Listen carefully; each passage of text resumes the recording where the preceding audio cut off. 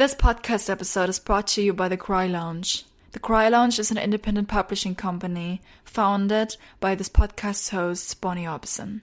The Cry Lounge transfers your daydreams onto paper. With 2 book releases the past 2 years, they are preparing to extend their service to other authors and other creatives. To get more details and support this show, there's a link in the description you can check out.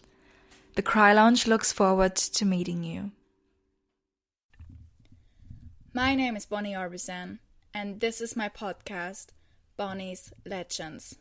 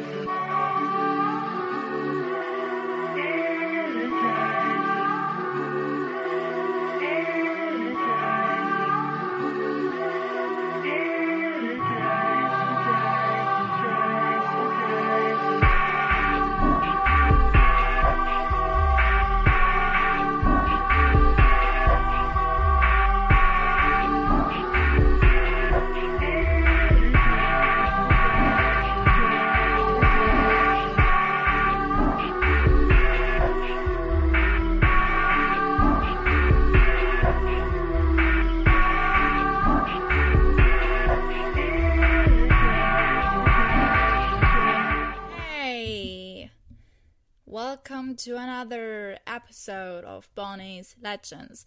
You just listened to the theme song made by Sollis, who was the legend of the first episode of season 2. This episode's legend is as well a musician in a band called Bailen, and who I'm talking about is Daniel Bailen, who is one of 3 of the Bailens. The Bailens are Julia, David, and Daniel Bailen. And I was so grateful making this interview. So happy, so grateful. This interview was, I believe, one of the funniest I've ever done so far. And I'm not sure if anybody can top Daniel's sense of humor. So I hope you have as much as fun I had during the interview. So, enjoy listening. Ladies and gentlemen, Daniel Bailen. Hey, how's it going, everybody? It's truly an honor to have you, in this podcast, because I really was just texting them because I mentioned you in my story. And then I saw that you saw the story and I was like, okay, maybe they just read my message then. And then. Yeah, sorry. So we get a fair amount of messages in our Instagram. So I'm always like really behind replying to people. So I apologize. But I think, better late than never, right? Yeah, exactly. Well, yeah, I'm happy to be here today. I love podcasts. My favorite one is I listen to The Daily a lot, just like for news, but it's like more like journalism. It's not like all the news points. It's more journalism. And then This American Life is really good. What are other ones that I listen to? Those are like my like regular podcasts. That's great. So I'm telling you now how I discovered your band. Oh, cool. Please. So it was, I think, beginning of March this year where I discovered Something Tells Me. And I listened to it and was like, okay, that's really cool. And I watched the music video and was like, wow, I like the aesthetic and all that stuff. And then, but I didn't really have the time to listen to the whole album. And then quarantine started, and then I had, and then I had much time to listen to like everything. And then I had also like problems falling asleep. So I was always awake, listening to albums. Listening to albums I couldn't listen like before, or I wanted to listen to them in the length. And then I listened to Thrilled to Be Here. Oh, cool. And since then, it's like my soundtrack. Awesome. I'm glad you enjoyed it. Yeah. Yeah, it's crazy. Like we were still touring that record when coronavirus started, but um, things got shut down. But maybe we got just as many fans out of people like being at home listening to Spotify than we would have on tour. So I don't know. I'm asking you now 5 live questions. Perfect. So, what's your full name? Daniel Rotholtz Bailen. So Rotholtz, um, so obviously Bailen is our band name and last name. Up to you to decide which came first. Um, and then Rotholtz is my mom's maiden name, so we all have that. And Rotholtz means redwood in German, right? Rotholz? Rotholtz? Yeah, Yeah, it's like exactly. redwood. Yeah. That's my other German I know. That would be a good band name too, Redwood. Who knows? Yeah. Maybe that'll be my other band name. I'm so bad at naming bands. I just like pick my last names, middle names.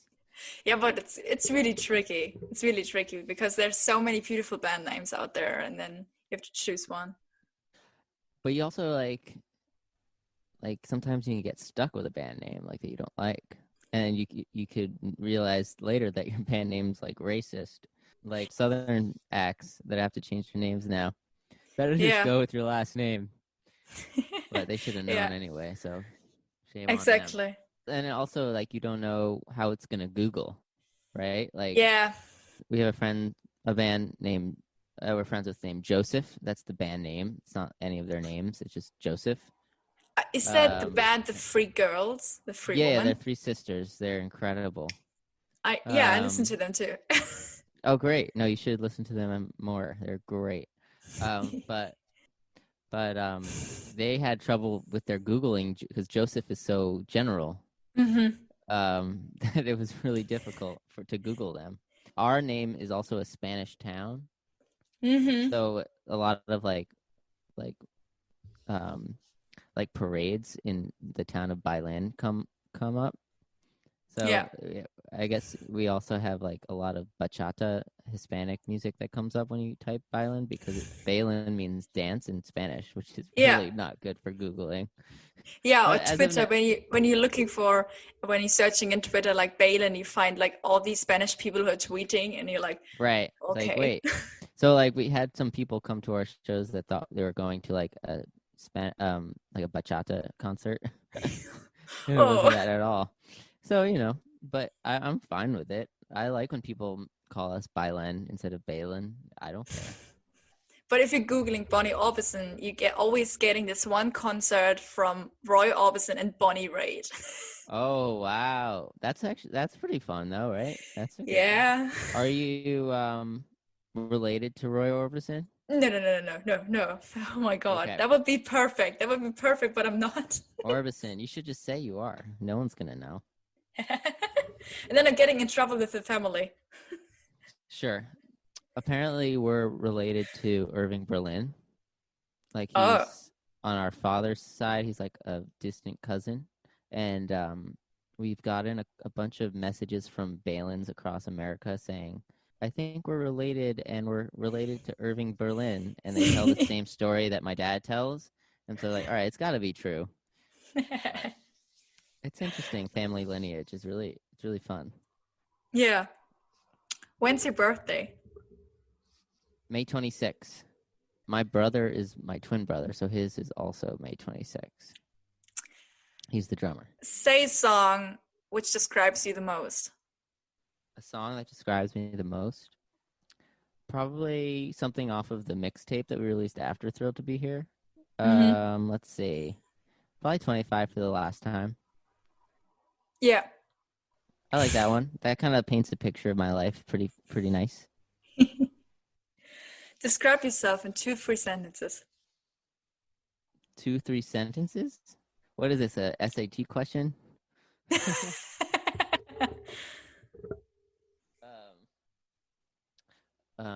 Mostly oblivious and sometimes poignant. Infrequently poignant. But mostly oblivious. That sounds great. Mostly usually can't find the words to articulate something. infrequently very poetic. But I'm just riding off those like that 10% of the time where I'm very poetic. You know, I'm just riding that wave. Who's your legend? Who's my legend? Paul Simon. Wow. He's my hero. The Beatles are my heroes. Marvin Gaye. Mm-hmm. And bass players, we have Jaco. We have Jaco Pastorius, obviously. James Jamerson of Motown. Mm-hmm. Yeah, those come to mind. Bonnie Ray and Roy Orbison. I was just making a joke, but I also love Bruce Springsteen, even though yeah, didn't really grow up listening to him. But and then I also love Bill Evans, jazz stuff. Bill Evans is definitely my fave in that world, and just people I get to work with, like Burt Bacharach was a legend that I got to work with, who was really inspiring to me and influential. Raul Midon, who's in the States, I think he's pretty well known in Germany. More like mentor. Yeah, those are we're doing legends though, not mentors. Okay, cool. Did you read the autobiography of Bruce Springsteen? Yes, I did. It was wonderful. Mm-hmm. I listened to it though. Okay. On audiobook. Okay. Yeah, I have the book. We actually listened to that while we were on tour, the three of us, and we weren't Bruce Springsteen's fans before. I mean, we were kind of Bruce Springsteen's fans, but after that book, we were like, "Oh my God, I love you." How would you describe your band? How would you describe Bailen? You have to listen to it. I don't want to say we're like like eclectic indie rock. How boring does that sound? No, it's like we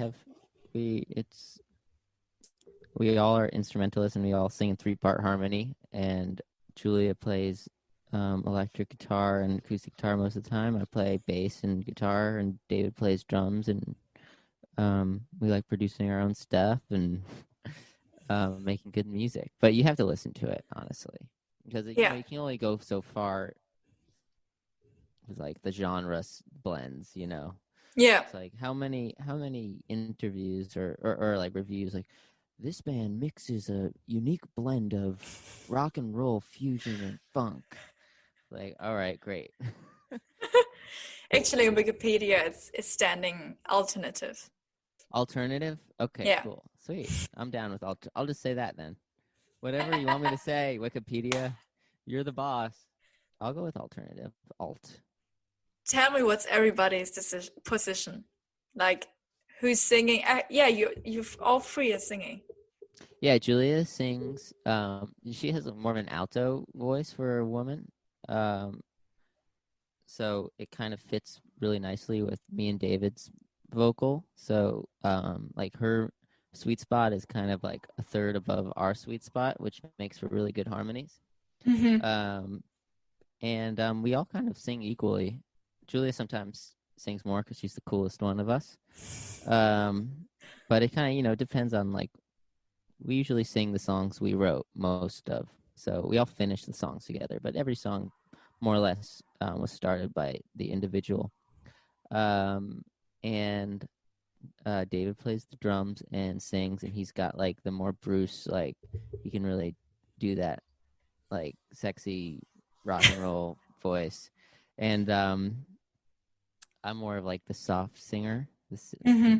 I do the ones that make you. I sing the ones that like pull at your heartstrings a little, But you wouldn't want me singing all night, because then you'll fall asleep. You don't want me singing the whole set. Who's songwriting? So, yeah, I would say that we all write equally, Mm-hmm. and then we bring it together and finish it as a whole.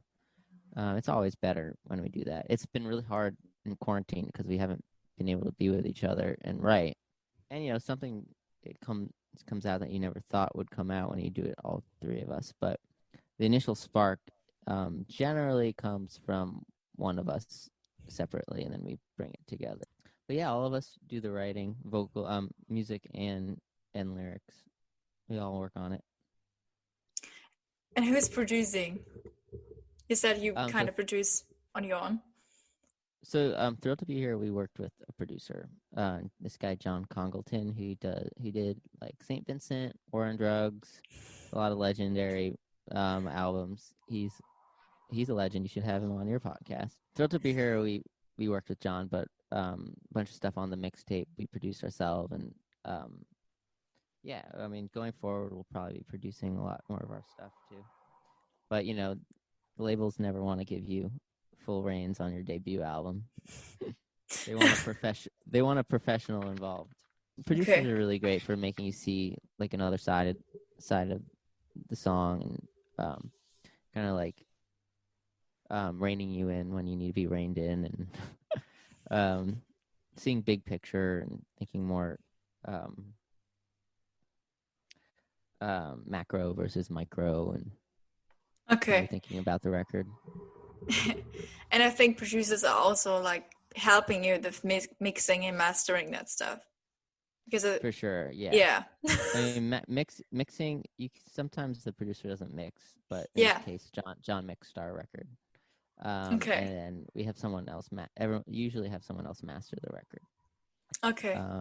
Yeah. Yeah, because I started songwriting now too, and I actually thought like I'm writing the lyrics and then I have the melodies in my head, but I don't have really. And then I'm sitting on my piano and trying to find chords, but I don't find chords. And that was a moment where I said, okay, now maybe I should work together with somebody, because I was always like somebody who said, okay, I have to do that now on my own, like this podcast. Right. But I realized that the songwriting and making music that doesn't work. It's always very difficult. The songwriting is a mysterious thing that aspects of it can be taught, but it's if there was a formula for writing a great song, everyone would write a great song, Yeah, that's true. You kind of just have to do it a lot. You have to work on it every day, and try to just immerse your brain in experiences and literature. And it's hard because sometimes you can't really teach how like a lyric might sing well with a melody. You kind of just have to feel that and hear it yourself. Yeah. You can't teach feel. Yeah, so that's true. And you can't like you can work on it, but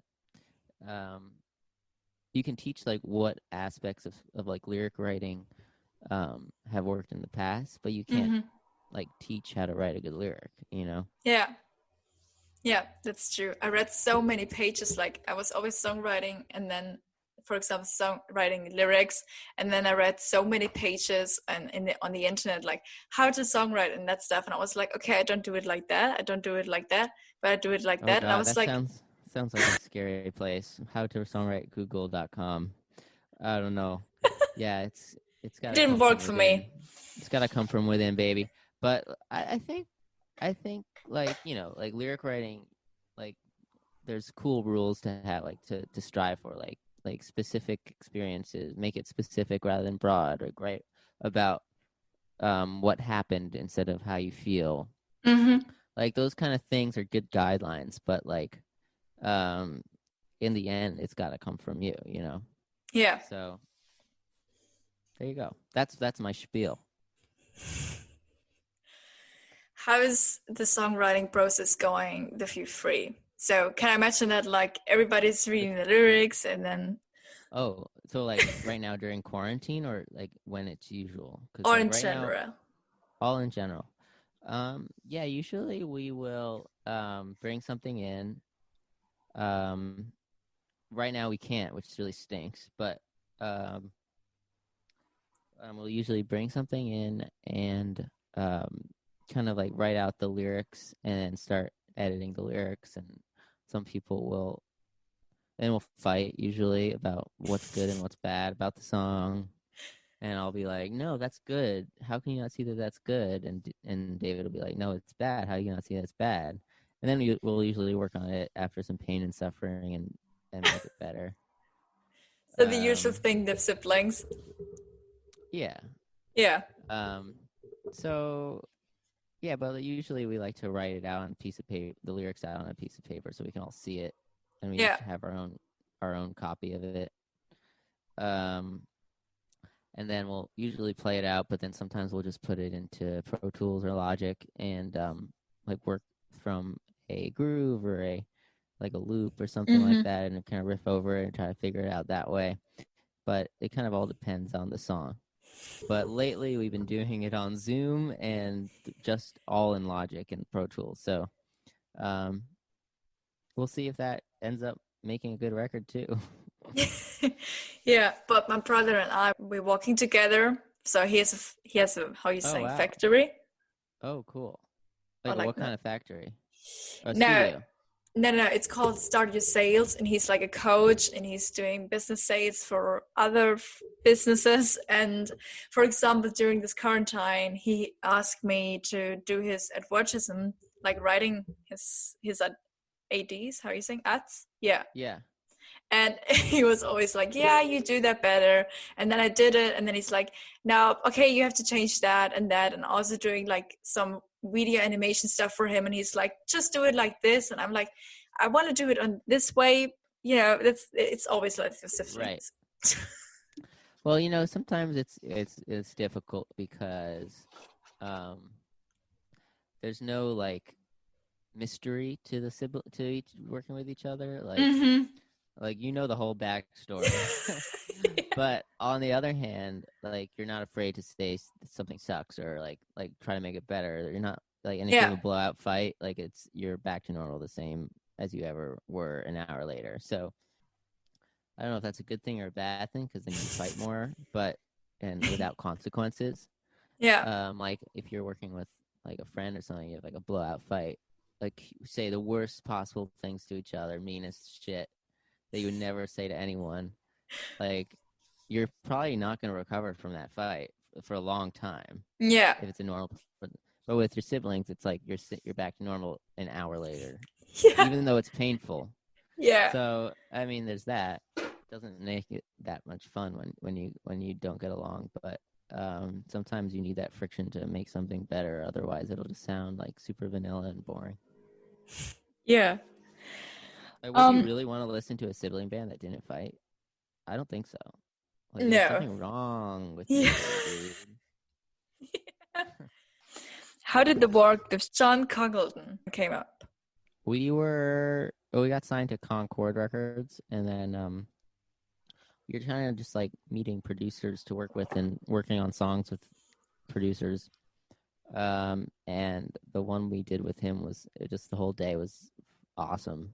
And we were like, let's go with John. Just like the dynamic felt really good to us.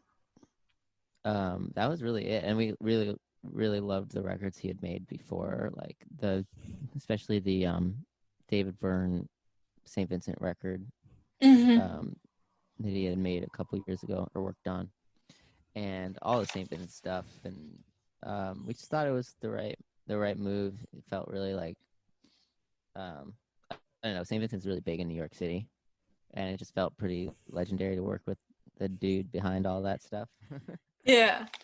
And his production just felt like outside of the box and unique and like raw, which we wanted. Okay, but how was the feeling of being actually the Grammy Award winning producer in one room?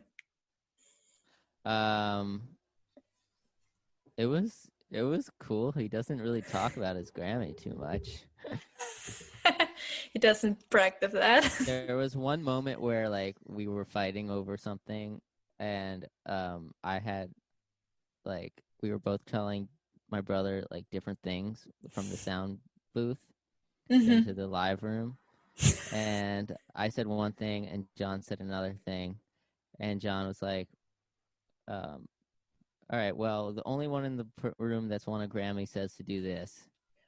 And I was like, fair enough. But there's a lot of awesome music that haven't won Grammys, so it's like we put a lot of weight on that on the Grammy word. Yeah, but it's always standing in front of them when they're in an article or something. Right. It's like it's the first thing on the Wikipedia page rather than a town in Spain. No, I think it was the 6th, 7th sentence he was standing in there. Grammy Award producer Sean Congleton. Cool. So how did the band start? Was that like you were young? Me and David were born, and we immediately started a band. No, we were David and I were playing. We've been writing since we were little kids, and then we had this band called the Bailen Brothers. Then we decided we wanted Julia in the band to sing 3-part harmony, and we just cut the brothers off the name. Very simple. She's a lot younger than us, so it wasn't really we didn't really think of it as a thing. But we started writing songs, and she just would come in and sing harmony, and then all of a sudden was nasty at guitar, and it just kind of people kind of kept wanting to see the three of us play together until we decided to do an actual show. And it was one of those moments where whoa, this is way better than anything we've ever done. Also, people responded to it, and it was just kind of like a natural thing. Julia was into being in a band with her brothers. Now she's over it, get away from me. But back then it felt like the right move, and here we are 4 or 5 years later. So when did it start, the band? It more or less started in 2014. So 6 years now.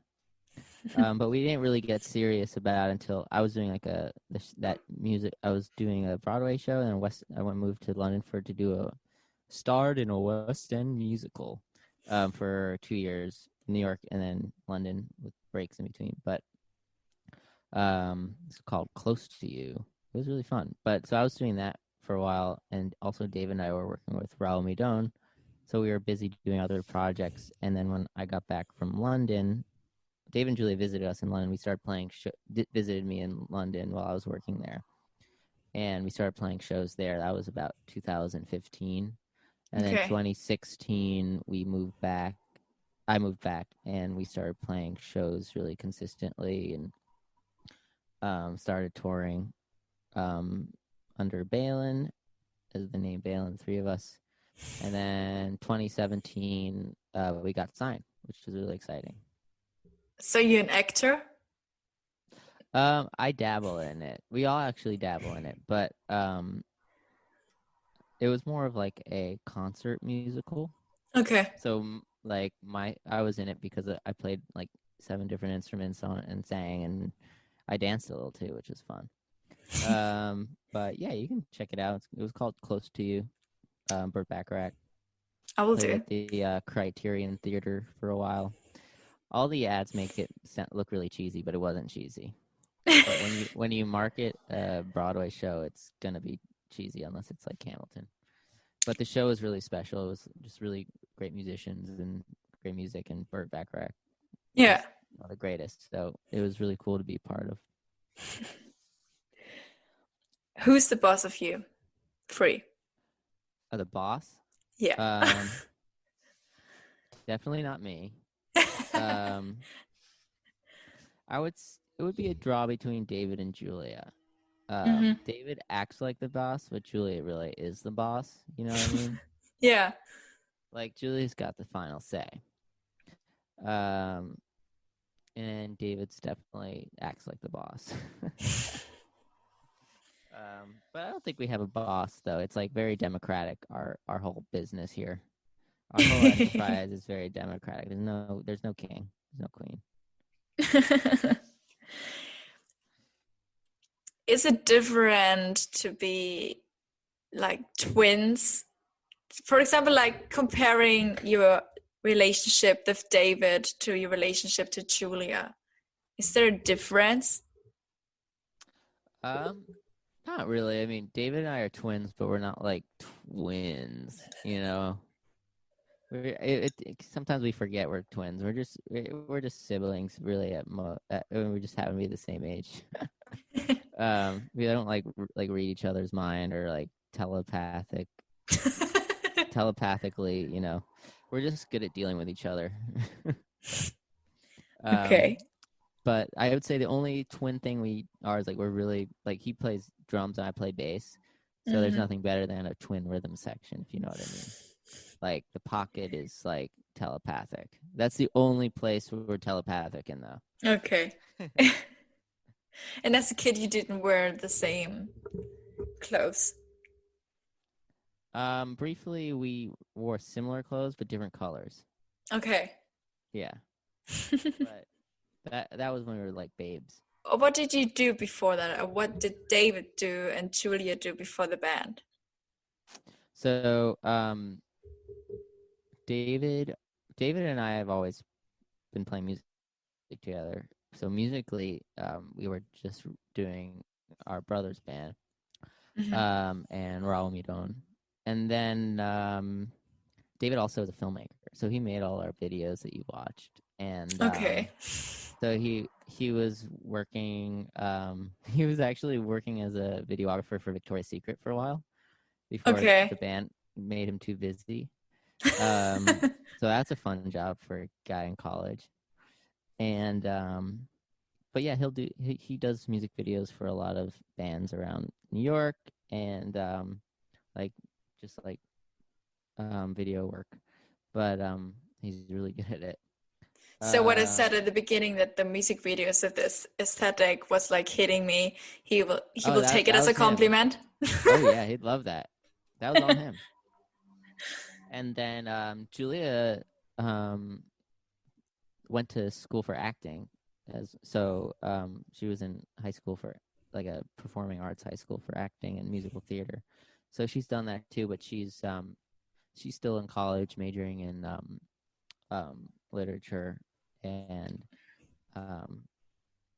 she's very passionate about social justice, and I could see her being like mayor of New York at some point.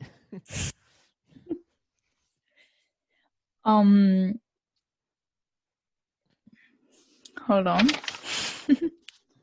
You're good. Wait, so how old are you? 15. I'm 15. Oh my God, that's amazing.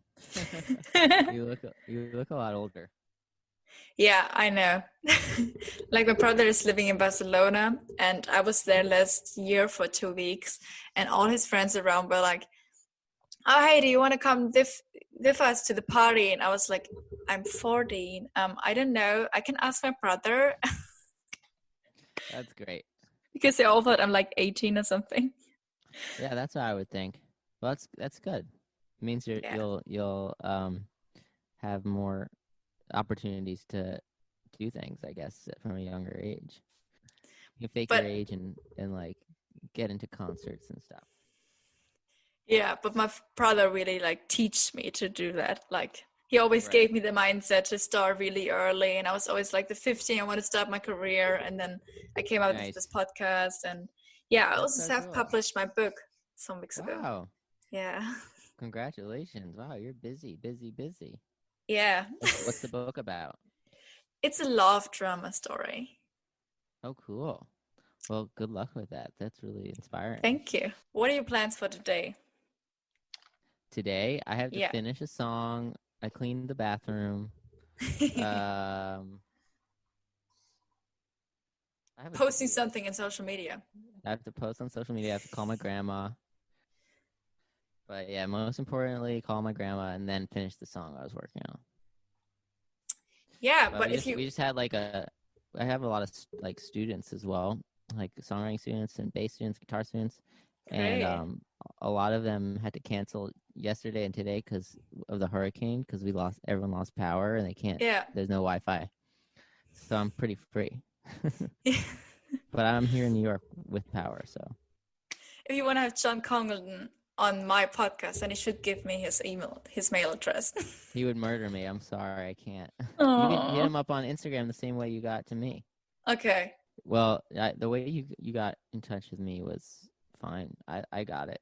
He doesn't have that many followers. He'll see it. Okay, great. At least he might not respond. But yeah, then that was it. That's it? Yeah. Oh my God. Well, thanks so much for having me on. This has been really fun. Where can I listen to the rest of your podcasts? Yeah, but some episodes are on German. Oh no. So I have to learn German to understand it? No, actually it's just, I mean, you could just, I mean, Zeppelin is in there, Charlie Glasfeld, but I think in season 2 cool. I will only have like English ones, which will like kind of, I think the German around me will be upset because of that. Okay. I just listened to a podcast called Wind of Change. Have you heard of that? About the Scorpions being like having their song Wind of Change written by the CIA in America. I recommend it. They're huge in Germany, right? The Scorpions. Yeah. I think they are German, right? They're German. Yeah. And are you a fan of theirs? Yeah, I mean, I love Wind of Change. Yeah. Everyone loves that song. No, you know what's weird? No one knows that song in America. Really? No one. Yeah. Yeah, but I think with German, we like in Germany we kind of connecting with the song, like the wall. How are you saying? Wall of Berlin? How are you saying? Berlin Wall, yeah. Wall of Berlin's fine with me. Yeah, because the song came out during the time like 1989, where Germany got. Germany right. That was the whole thing with the podcast. Is they were saying the CIA wrote the song so that it would create a movement to bring down the Berlin Wall. Oh, okay. Pretty crazy. I recommend it. It's on Spotify. Wind of Change. Okay, great. Check it out. I'll do. Yeah. Great then. Cool. Well, thanks so much for having me on. This has been really fun. Yeah, it was fun too. Talk to you later. Bye. See ya. And this was, ladies and gentlemen, Daniel Bailen of Bailen. That was it for today. That was it for this episode. I hope you had fun. I hope you enjoyed listening. And I hope you tune in next week when we have again a band. Like we have every single member of this band in. I can't tell you who the band is yet, but you will find it out if you follow me on Instagram. And you also find out about the pre-order of my book, Follow Me, which I talked about in this interview with Danielle.